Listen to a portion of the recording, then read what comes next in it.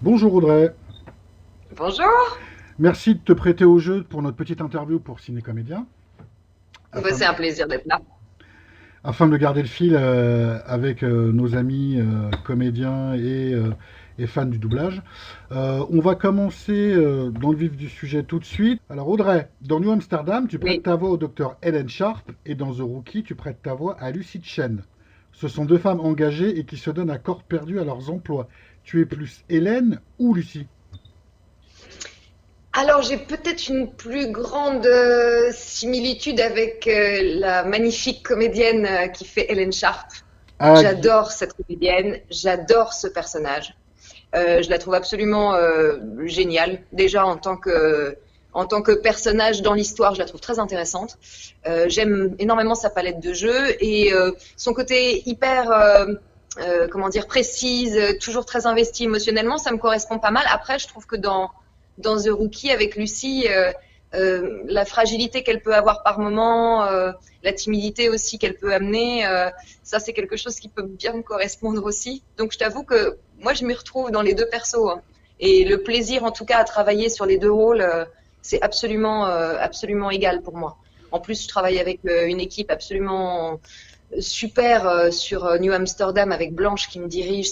Blanche Ravalec, c'est un bonheur de travailler avec elle. mhm, Et sur The Rookie, c'est avec Véronique Borgias. Et en plus, j'ai le bonheur absolu de travailler avec Cédric Dumont qui fait mon binôme, qui est un mec que j'ai toujours admiré beaucoup dans le doublage. J'ai toujours beaucoup aimé ce qu'il faisait. Et il a été avec moi sur mon tout premier rôle important. C'était sur d'accord. Marc des Plasticots. Mhm. Et il a fait plusieurs épisodes avec moi. Et c'était génial de pouvoir enregistrer avec lui. Et tout de suite, la complicité s'est faite. Et donc, bah là, depuis le coronavirus, quand on n'enregistre plus ensemble, c'est un peu tristounet. Mais d'habitude, il y a quand même un duo qui est assez magique. Quand il arrive en plateau, je ris à gorge déployée. J'ai jamais été aussi dissipée que quand je suis avec Cédric. Donc, en tout cas, pour l'enregistrement des deux, il y a un vrai grand bonheur et il y a énormément de subtilité à travailler. Sur Hélène Sharp. Il y a plein d'humour aussi et de situations intenses d'action avec ce rookie. Donc voilà quoi. Il y a du plaisir pour les deux. D'accord, super, merci. Voilà. Alors Audrey, dans Space Force, série déjantée de Netflix, tu prêtes ta voix au capitaine Angela Ali. Est-ce que c'est amusant de doubler une série aussi humoristique que Space Force? C'est un super kiff à doubler évidemment. En plus, c'était avec Laura Préjean et Yann Perra, qui sont des gens d'une humanité absolue. Ils sont drôles, ils sont sympas, ils sont hyper précis en plus dans leur direction. Non, ça a été un vrai kiff. Je t'avoue que j'avais pas beaucoup fait de sitcom ou de comédie en doublage. J'ai Mhm. commencé avec Blanche Ravalec sur 9 JKL et Ouais. c'était un kiff absolu. J'ai découvert une autre branche, on va dire, que les séries lambda Mhm. ou les jeux vidéo, tout ça. Il y a un ton très particulier à trouver. Et c'est très intéressant, c'est un joli défi parce que je trouve qu'entre l'humour et les intonations et le rythme anglais, on n'a pas la même chose en français. Donc souvent, il y a une sorte de déperdition quand même dans l'humour, qu'on a du mal à retrouver exactement la même fraîcheur, le même ton, quoi, qu'on a entre la version française et la version anglaise. Mais justement, le défi il est intéressant. Et moi, je me suis éclatée à faire ça. C'était un peu la folie parce que c'était juste après le premier confinement, ça se précipitait et tout. Moi, j'ai découvert cette série et ce rôle et j'ai adoré faire ça. Et puis par la suite, j'ai fait une autre série très rigolote qui s'appelle Duchesse, qui est sur Netflix aussi, Oui. avec Isabelle Le Prince, c'est une série anglaise qui est déjantée dans un autre sens, qui est beaucoup plus dark, crado. Enfin, moi, ça me fait hurler de rire personnellement. Mais évidemment, c'est hyper cool à travailler. Le seul regret qu'on peut avoir, c'est de ne pas avoir les partenaires. Là, en ce Ouais. moment, c'est vraiment dommage sur les comédies. Parce que pouvoir faire vraiment ça à deux, je pense que ça serait encore plus fou et encore plus agréable à travailler à la barre. C'est la seule chose. Et Je ça regrette. vous pénalise comme ça, justement, quand on doit dégager beaucoup d'énergie dans des duos, des machins, d'être seul à la barre? Ça Bah, doit être... je pense que évidemment, ça enlève une certaine fraîcheur de pas être tous les deux là présents. Après, quand t'es bien dirigé, quand t'es bien drivé par ton DA et que t'as l'avantage d'enregistrer en deuxième, par exemple, t'as Mhm. déjà les répliques de ton partenaire qui sont déjà faites. D'accord. Tu as la chance de pouvoir les entendre et avoir une réponse, même si c'est en décalé, tu vois. Quand tu es le premier à enregistrer, je pense que c'est plus compliqué.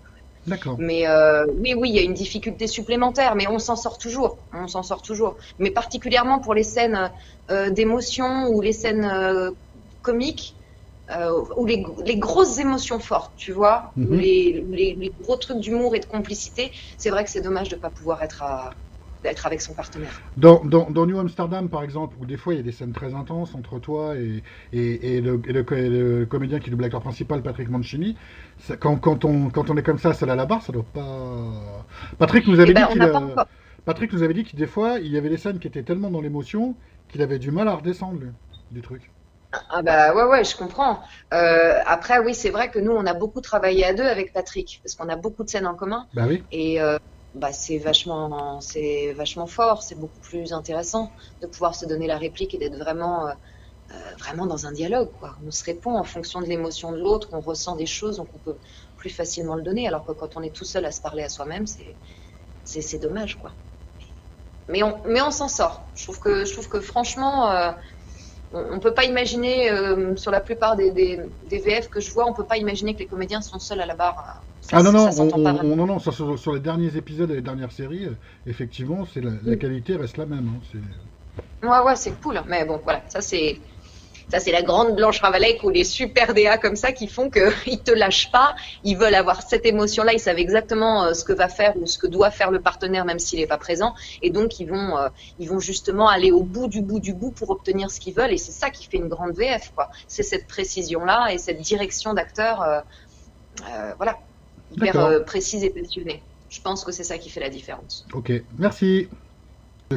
Alors, Audrey, dans Cobra Kai, tu es Amanda Larousseau.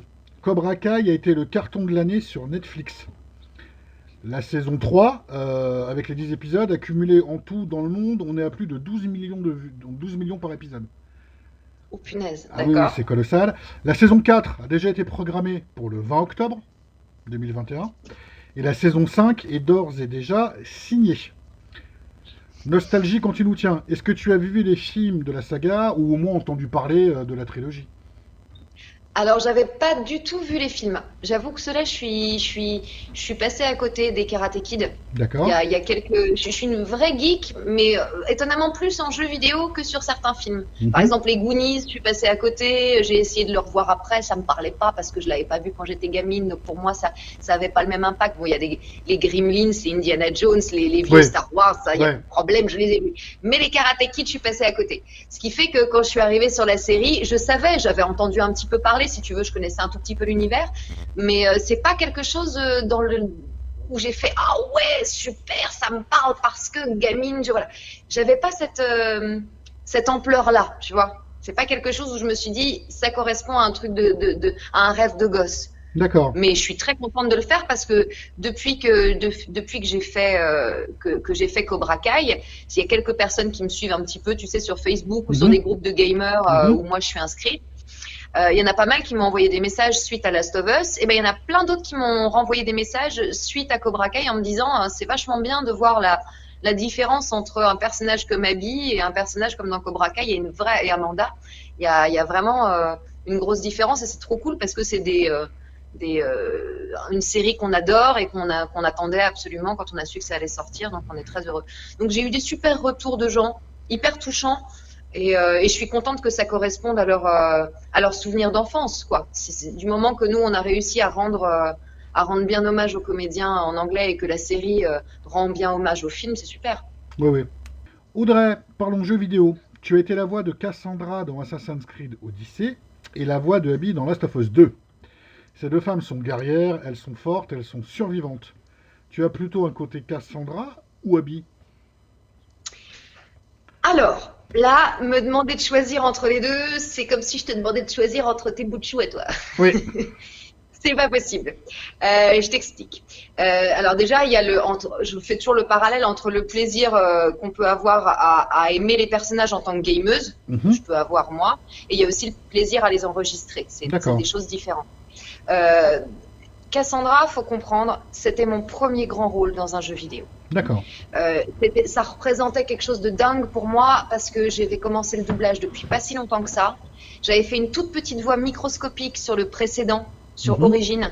Mhm. À un moment donné, on s'approchait d'une pierre et hop, il y avait ma voix qui se mettait en boucle et qui commençait à parler d'événements du passé. On comprenait pas trop, c'était très cryptique. Bon, quand je suis arrivée à ce moment-là du jeu avec mon chéri, hein, avec nos manettes, on était comme des dingues et j'ai filmé l'écran. Enfin voilà, c'était quelque chose pour moi de mythique de faire partie de la saga Assassin's Creed. Donc quand je suis arrivée pour passer l'audition, je savais pas pourquoi je passais l'audition. Quand on me l'a expliqué, j'étais déjà totalement hystérique dans ma tête, hein, je ne l'ai pas montré, Mhm. mais à l'idée de pouvoir avoir ne serait-ce que quelques minutes poser ma voix sur la future héroïne. Quand on m'a dit que je le faisais, je sautais littéralement partout. J'étais dans un autre studio, je faisais une ambiance à ce moment-là, c'était la pause, et quand j'ai eu le message sur mon répondeur qui me disait c'est toi, mais je te jure, j'étais dans un état, mais un état. Voilà, donc Cassandra, quand je suis arrivée pour enregistrer ce rôle, ça a été une des plus grandes émotions de ma vie. D'accord. Vraiment. Ensuite, l'élément qu'il faut intégrer, c'est que c'est un jeu tellement long, Oui. tellement conséquent au niveau du nombre de phrases, que j'ai mis des mois à l'enregistrer. Avec des choix Donc, de j'étais questions. toujours Avec des choix de questions qui pouvaient changer en plus par rapport à chaque question posée. C'est pour ça, donc il y avait énormément d'heures d'enregistrement qui se sont étalées sur plusieurs mois, ce qui arrive très rarement en doublage. Par exemple, quand j'ai fait Shank dans Ralph 2.0, ça m'a pris même pas une matinée. D'accord. Tu vois, en comparaison. Mhm. Donc évidemment, les séries ou les films, c'est beaucoup moins long au niveau du nombre d'heures qu'un Assassin's Creed. Mais là, ça a duré des mois, et ça a duré des mois avec toujours la même équipe, avec mon petit François en ingé son qui est un amour, avec Hubert Drac à la direction, avec Julien Bardakov à l'adaptation, et notre petit quatuor, on s'est retrouvés plusieurs fois par semaine pendant des mois, ce qui n'arrive, voilà, encore une fois, jamais en doublage. Donc ça a créé une ambiance de troupe entre nous.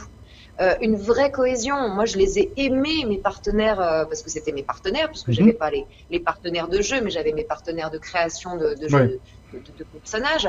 Je les ai aimés profondément. C'était juste avant mon mariage. Encore une semaine avant mon mariage, je continuais à enregistrer Assassin's Creed. Je suis partie en lune de miel. Je suis revenue. Ils m'envoyaient déjà des messages en disant, il y a les DLC, reviens vite, quand est-ce que tu es là? Il nous faut la suite. Tu vois, donc ça a été pendant des mois, ça a fait vraiment partie de ma vie de façon totale. C'est Cassandra, j'étais Cassandra beaucoup de temps dans ma semaine. Donc Cassandra, c'est mon premier grand amour de jeux vidéo en tant que comédienne.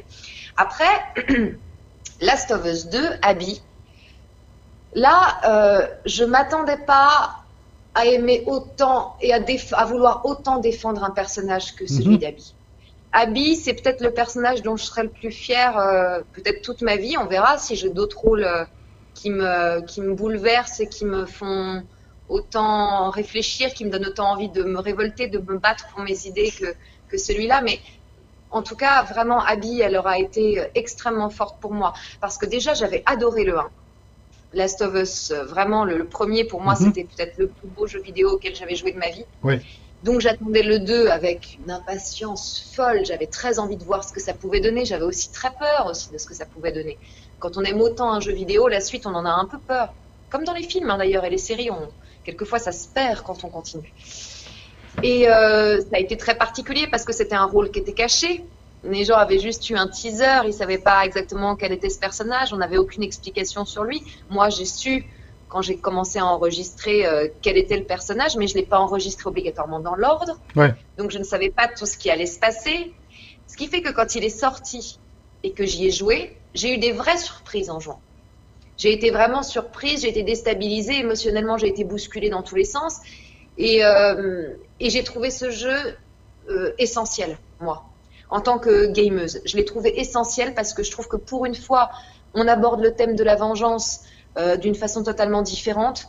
Nos actes ont des impacts vraiment. Oui. Par exemple, quand tu tues un mec qui est là dans un camp, c'est pas comme dans Assassin's Creed où tu peux en buter 50, tu es très content de toi. Là, dès que tu tues un mec, le mec te supplie, il a un prénom, il parle, il existe.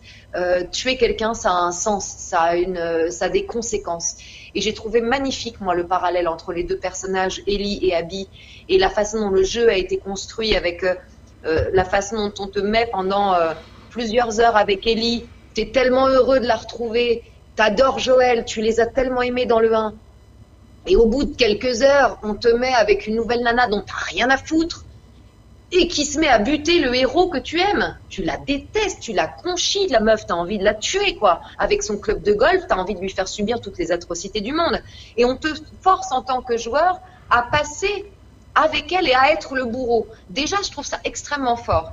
Puis hop, à nouveau, on te l'enlève et on te remet que avec Ellie, avec sa soif de vengeance que tu comprends totalement en tant que joueur, parce que tu la ressens profondément, tu as envie de te venger et tu as envie de buter tout le monde. Et aussi, je trouve ça très malin, à nouveau, de continuer à te faire avancer comme ça en tant que bourreau volontaire. Et plus tu avances, plus tu fais des actes monstrueux, les deux se retrouvent à s'affronter, et là, au bout de 15 heures de jeu, on te remet avec celle que tu détestes et tu es obligé de jouer avec elle.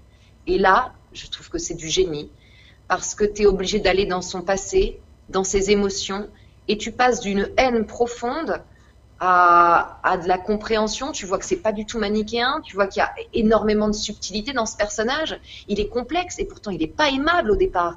On n'est pas habitué à voir une nana comme ça, avec ses muscles hyper secs, hyper durs. Elle couche avec un mec qui a une nana qui est enceinte. C'est quoi ce personnage, quoi? Et pourtant, plus tu avances, plus tu la trouves humaine, et elle représente toute la complexité de l'humanité, exactement comme Ellie, qui peut être un monstre, comme on peut l'aimer énormément. Et Joël l'a été aussi. Et en fait, tu te rends compte que tous les personnages, il n'y en a aucun qui est tout noir ou tout blanc. Ils sont tous complexes, ils sont tous riches, émotionnellement parlant. Et j'ai trouvé que la deuxième partie avec Abby, où tu vois tous les personnages que tu as butés dans la première partie, justement, la nana de Wen qui est enceinte, qui est morte, le chien avec lequel tu joues, tu sais que tu l'as buté dans la première partie, tout ça. Bah, ça te fait un impact beaucoup plus fort de te faire jouer à ça, enfin comment dire, j'arrive pas bien à m'exprimer, pardon, hein. Mais le fait que par le jeu vidéo, ce soit toi-même qui fasses les actions, oui, ça t'implique émotionnellement et donc ça te fait réfléchir sans t'expliquer, ça te fait réfléchir par l'émotion, et ça j'ai trouvé ça extrêmement fort. Et la fin, où évidemment je fais pas de spoil, je pense que tout le monde, tous les gens qui vont regarder ça connaissent l'histoire, mais la fin où Ellie et Abby sont allées au bout d'elles-mêmes, et Ellie est rentrée chez elle, elle a sa chérie, il y a le bébé, il y a tout ça, et quand elle décide d'y retourner, je trouve qu'elle devient encore plus monstrueuse que n'a pu l'être Abby. Parce que Abby, en fait, on aurait fait un premier épisode de Last of Us sur Abby et son père, c'est Abby et son père qu'on aurait aimé. Oui, c'est Ellie et Joël qu'on aurait voulu buter. Et c'est cette ambiguïté-là qui est intéressante. Et c'est en ça que je trouve que Naughty Dog a fait un travail extraordinaire, parce que quand elle revient à la fin et qu'elle sauve Abby de son cloaque immonde où elle vient de passer des mois à se faire torturer, violer, subir les pires atrocités, elle la sauve pour à nouveau la tuer. Ouais. On va au bout de l'absurde de ce que c'est que la vengeance. À quel point, quand tu veux te venger, tu deviens toi-même un monstre. C'est toutes ces questions-là que ça implique. Et cette scène de baston dans la flotte, à côté de la barque, moi j'ai trouvé cette scène terrifiante et incroyable dans un jeu vidéo. J'avais jamais ressenti des émotions aussi fortes. Et c'était très intéressant parce que je l'ai joué avec mon mec, ce jeu. Et cette scène-là, c'était lui qui avait la manette. Donc moi j'étais totalement pétrifiée dans cette scène, parce que lui aussi voulait arrêter de se battre, mais quand on arrêtait de se battre, on mourait, on était obligé de recommencer. Oui. Donc ça te force à être dans la violence jusqu'au bout et à voir quel est l'impact de cette violence jusqu'au bout du bout du bout. Et clairement, moi je me faisais, je suis bouleversée aussi parce que j'entends ma propre voix en souffrance, en supplication. Est-ce que ça fait le même effet à mon mec ou pas? Et donc on en a beaucoup discuté, et lui il était bouleversé de la même manière, et ça m'a conforté dans l'idée que ce jeu il te bouscule à un endroit dingue, quoi, au niveau des émotions. Et le fait que Ellie épargne Abby, je trouve ça totalement logique, parce qu'en fait quand tu vas au bout de cette violence, tu te rends compte que ça ne règle rien, et que cette violence elle a besoin de l'avoir, peut-être parce qu'elle n'a pas réglé tout ce qu'elle avait à régler avec Joël et qu'elle n'a pas pu. Donc c'est pour ça qu'elle a besoin d'aller avoir l'impression qu'elle peut encore gérer des choses, mais elle ne peut plus rien gérer. Donc la tuer Abby n'aurait pas de sens. Et quand elle revient et qu'elle a absolument tout perdu, je trouve que c'est très très fort d'aller vers ça. et de pas aller vers encore une fois de la violence, que de la violence, et elle l'a tué, et ça la soulage et elle peut continuer sa vie. Non, quand tu as tué tout le monde, quand tu as tout détruit autour de toi parce que tu avais ce besoin de vengeance qui t'a toi-même fracturé, comment tu fais pour continuer à vivre? C'est ça les questions que pose ce jeu. Et donc c'est pour ça aussi, et aussi tout le côté LGBT qu'il y a dans ce jeu, le fait que ce soit une héroïne et une deuxième héroïne, et qu'il y en ait une qui soit lesbienne, qu'il y ait l'autre qui est donc, comme je disais tout à l'heure, qui a un physique qui n'est pas obligatoirement un physique qu'on a l'habitude de voir dans des jeux vidéo. On est très habitué à avoir des nanas très belles avec des très gros nichons, ou alors des muscles en mode badass, mais quand même féminine. Là, on a un personnage qui est pas hyper féminin, qui est pas aimable à la base. Et on a aussi le personnage de Lev qui est de façon très délicate. On le comprend juste avec certains dialogues, en fait, qu'en fait, c'est un personnage transgenre. De pouvoir porter ça dans un jeu vidéo, moi, je trouve ça exceptionnel. Les gens, important. ouais, les gens se sont pas trop acharnés sur Ellie, en fait, parce que Ellie s'en fichait, mais la tête de Turc, ça a été Abby, notamment à cause de ses proportions, du côté dysmorphique. Oui, mais ça c'est quand même absolument. Moi, je trouve ça complètement con, mais c'est bien parce que faire réagir les cons permet aussi de faire réagir les gens qui sont moins cons. Oui, bien Donc sûr. ça fait des débats et ça permet des échanges d'idées et c'est là où les mentalités peuvent évoluer. Donc moi je trouve ça très bien que les gars s'insurgent en disant oh là là c'est pas une vraie femme tout ça.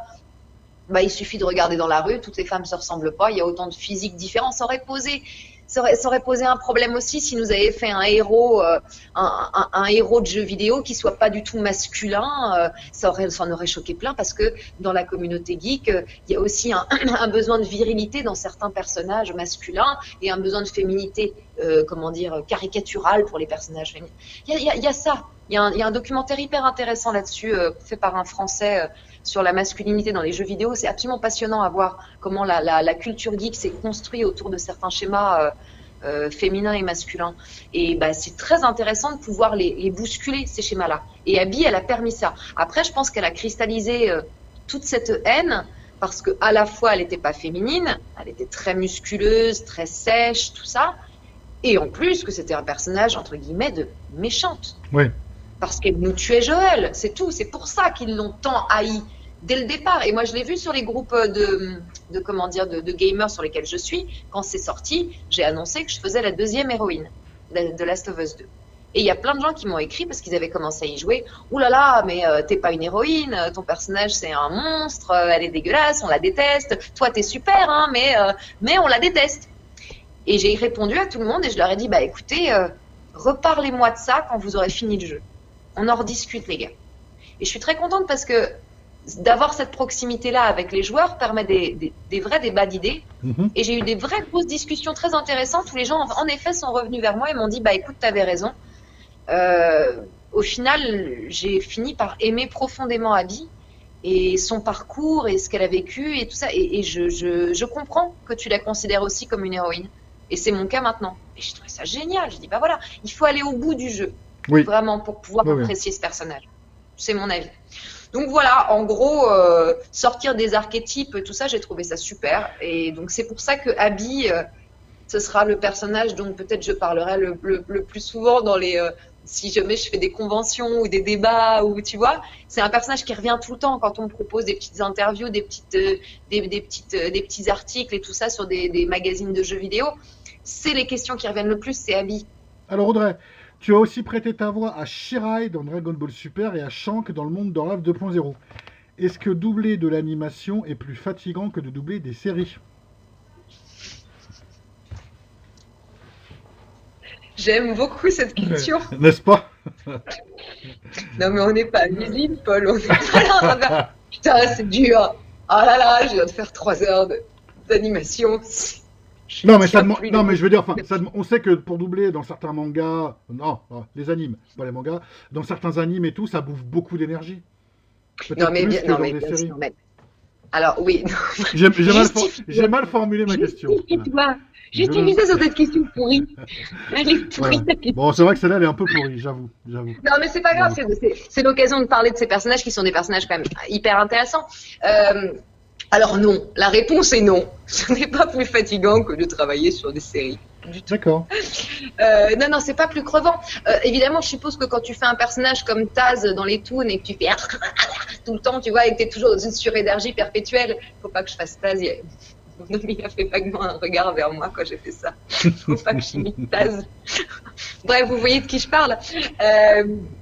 J'imagine que tu dois être vachement plus crevé, évidemment, parce que tu fais ça pendant des heures et que ça te demande un investissement physique pour rentrer dans l'énergie des personnages de dessin animé. Donc oui, ça doit être plus fatigant. Pour des personnages comme Shirai ou Shank, pas du tout.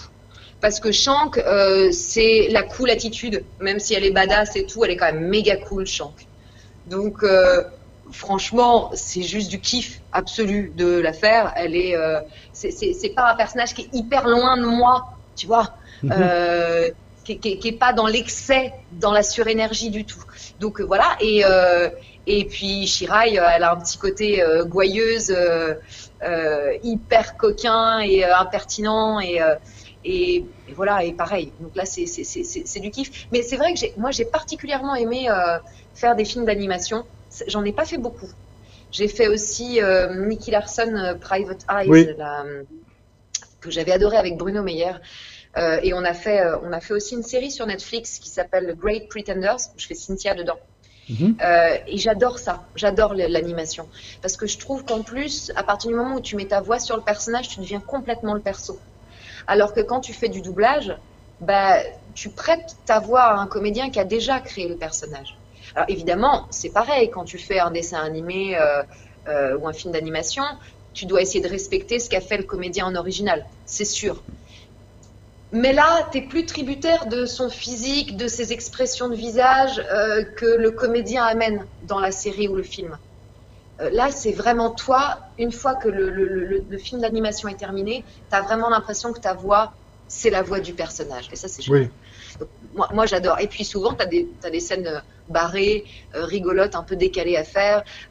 Quand le personnage pique une crise, les ruptures, tout ça, c'est hyper drôle, c'est hyper ludique. Donc j'adore et j'avoue que c'est quelque chose que j'aimerais faire plus souvent. Si je pouvais, j'en ferais plus souvent. Et je fais un tout petit rôle, par exemple, c'est une série pour les enfants, ça s'appelle Corn et Peg. Je fais Capitaine Tonnerre, c'est totalement improbable, c'est une licorne capitaine. C'est avec Charline Pestel, on rigole beaucoup. Voilà, non, mais c'est un tout petit rôle, hein. J'arrive, je suis Capitaine Tonnerre. Bon, elle est très très comme ça, très chevaleresque, très et c'est très ludique en fait. Tu retrouves ton âme d'enfant quand tu fais des trucs comme ça. Et avec Charline, bon bah c'est super rigolo. Oui, Charline, c'est un bonheur.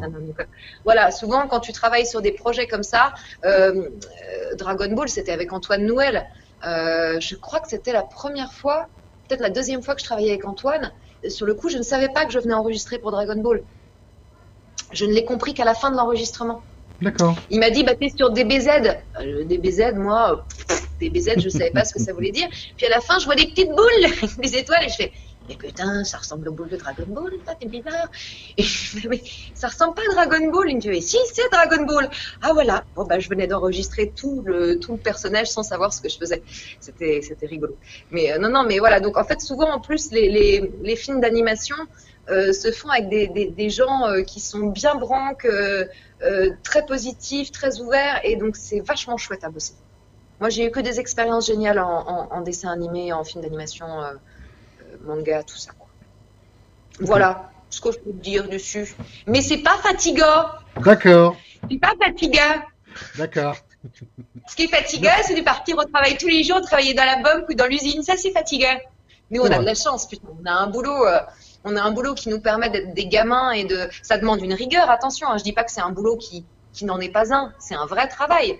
Ça demande une vraie technique, ça demande des qualités de comédien, d'interprétation, de placement de voix, de vraies techniques. Donc, alors voilà, tiens, c'est très bien. Voilà, puisqu'on en parle, donc voilà, on le redira toujours, il faut avoir des bases de comédien pour faire du doublage ou de la synchro. Alors, voilà. Absolument. Pour tous les gens qui m'envoient des petits messages sur Facebook à qui je réponds à chaque fois quand ils me demandent comment ils peuvent faire pour être comédien de doublage, bah, je leur explique ça. Donc c'est bien.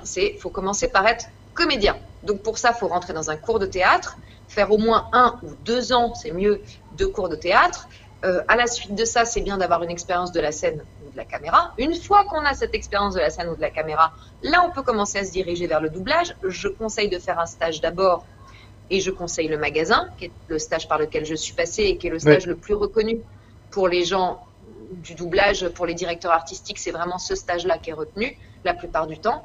Donc, voilà, de faire une formation pour voir si le doublage nous aime autant qu'on aime le doublage. Parce que c'est bien d'aimer le doublage, mais si on n'est pas bon dedans, ça sert à rien de s'entêter. Donc le stage permet d'apprendre les bases et de voir si on est fait pour ça ou pas. Une fois qu'on est sorti du stage, on va dans les studios et on essaie d'assister et de rencontrer les gens, les directeurs artistiques. Alors tout ça, je le conseille pas maintenant. Déjà en ce moment, oui, c'est la merde. C'est un petit peu compliqué. Comédien, il faut pas. Les cours de théâtre, faut pas essayer d'en faire en ce moment. Voilà, c'est vraiment pas le moment. Une fois que la crise sanitaire sera passée, oui, vous pourrez vous lancer. Mais clairement, c'est pas, tiens, j'ai envie de faire du doublage, je vais aller en plateau. Maintenant, les studios ont quasiment fermé leurs portes à tous les comédiens qui veulent assister. C'est beaucoup plus compliqué pour percer. Moi, j'ai commencé cette branche du métier, je ne connaissais personne. J'avais pas un piston dans le métier, quoi. Donc aujourd'hui, pour commencer, ça va être plus compliqué. C'est faisable parce que les gens du doublage sont beaucoup plus ouverts que ce qu'on croit. Mais par contre, c'est un vrai parcours du combattant qui va attendre les gens qui veulent se mettre à faire ce métier parce qu'il faut beaucoup de volonté, il faut des années et il faut rien lâcher, quoi. Après, je le conseille, c'est un métier qui est un pur bonheur. Quand on aime être comédien et qu'on aime passer d'un rôle à l'autre, moi, j'ai jamais eu autant de diversité dans mon métier que depuis que je fais du doublage. On me propose comme tu disais, des flics, qu'elles soient asiatiques, des médecins, qu'elles soient noires, blanches, de n'importe quelle origine ethnique, de n'importe quel âge. On me propose des petites blondes toutes mignonnes, ou un peu décérébrées, comme on me propose des mamas qui sont beaucoup plus âgées et souffrantes, en train de mourir. Je peux faire plein de trucs hyper variés. Je peux faire des pestes comme des gentils et je suis plus tributaire de mon physique, je suis tributaire de ma voix. Et ma voix, comme elle bouge, on me propose une énorme palette de jeux et c'est un bonheur sans cesse renouvelé. Donc c'est un métier, si les gens aiment ce métier, allez-y. Mais sachez que ça va pas être simple, que ça va prendre du temps et que en ce moment, c'est pas le bon moment. Faites-le plus tard. C'est vrai. Voilà, c'est ce que je conseille. Je conseille de le faire plus tard. Mais franchement, moi, je veux pas dire aux gens, le faites pas, c'est trop fermé, c'est trop galère. Non, quand on a la passion et qu'on a vraiment l'envie, que c'est quelque chose qui nous tient depuis des années, il faut aller au bout de ses envies, il faut aller au bout de ses rêves. Mais il faut être préparé psychologiquement au parcours du combattant que ça va être. Voilà, une fois que tu es préparé, il n'y a rien qui t'arrête, quoi. C'est vrai. Il faut y aller. Oui. Donc, si jamais vous avez besoin de conseils précis, envoyez-moi des messages privés. Je vous répondrai de façon détaillée. Voilà. Merci Audrey. Pour des petits conseils. De rien. Alors Audrey, on va parler un peu de l'actualité du moment, de ton actualité du moment. Je sais que c'est un peu compliqué en ce moment, donc un petit peu. Alors, mon actualité du moment. Le boulot reprend un petit peu. Là, on ne sait pas à quel point il va reprendre ou pas, vu que, comme on en parlait un petit peu tous les deux avant l'enregistrement, beaucoup de séries ne tournent pas, ne tournent plus, même si les saisons ont été renouvelées, on ne sait pas quand est-ce qu'on aura les épisodes. Donc, moi, je suis en attente des saisons suivantes pour New Amsterdam, pour Cookie, pour toutes ces séries-là que j'ai déjà commencées. Et puis, pas pour les autres, on verra. Et le problème, c'est qu'en plus, comme on a plein de trucs de confidentialité, mon actualité, je peux pas te la dire tant que c'est pas sorti. Forcément. Voilà, donc c'est la question c'est bien parce que ça, c'est pour mettre le comédien en valeur un petit peu, tu vois, on dit, c'est quoi ton actualité du moment? Moi je fais des feux de bois, moi aussi j'ai rentré 4 stères de bois il y a 2 jours, voilà, et sinon je fais quelques petits plateaux dont je n'ai pas le droit de parler et j'attends la venue des saisons prochaines, on ne sait pas quand. Donc voilà un petit peu mon actualité en ce moment, mais sinon ça va bien. Je suis avec mon amoureux, je profite bien de mon petit cocon et voilà. Mais mon actualité, je peux pas te dire il y a ça qui va sortir ou ça ou ça. Ah oui, non, bien sûr. Les petits trucs que je peux faire en ce moment et qui sont super chouettes parce que j'en ai fait quand même quelques-uns qui sont trop chouettes, j'ai pas le droit de le dire du tout. Donc voilà. Merci beaucoup Audrey. Belle continuation et on est de tout cœur avec voilà. Et gros bisous à tous ceux qui regardent, à tous ceux qui aiment le doublage et qui sont en manque d'échanges et de conventions et de tout ça. Merci de continuer à nous suivre. Voilà. Des gros bisous.